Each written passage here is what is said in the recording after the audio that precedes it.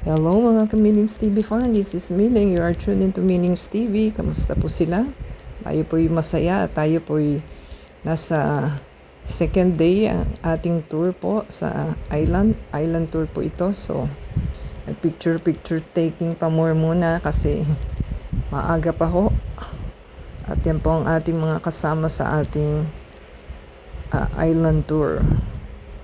So masyado pong mahangin at mukhang ano rin po, high tide at malakas din po ang alon. So ating pong tinatakpan ng ating hat kasi baka po tangayin, malakas po ang hangin. So matagal din po yung ating island hopping kasi parang 30 minutes ang biyahe. At sa pagbaba po ay pwede kayong mag-swimming, kaya lang may bayad po yung inyong pagbaba sa island hopping. At gagamit kayo ng snorkeling na kung gusto po nilang maligo, 30 minutes po yun. So mahaba ang ating paglalakbay sa island hopping natin. At ayan po ang ating captain at sinasabi ko na doon tayo pupunta sa lugar na yon. So ang daming po tayo.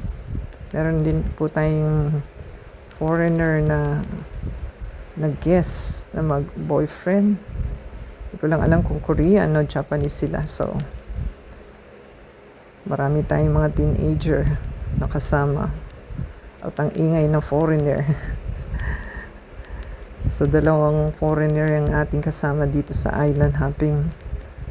So tayo po nakapag voice over lamang at di na po natin inanong yung voice na live tayo magka-problema. Yan po ang mga guests na gustong bumaba at maligo. At tayo po'y kumain na sa ating island after nung pagbaba. Yan pong ating meal na pagsasaluhan. Meron din po tayong guest dyan na dalawang foreigner na kumanta. At the same time, sarap pong ating pagkain. At meron tayong buko juice. At tayo po'y viewing lang po doon sa may mga activities sa ibaba. So hindi na po natin binidyohan at kumakain po tayo.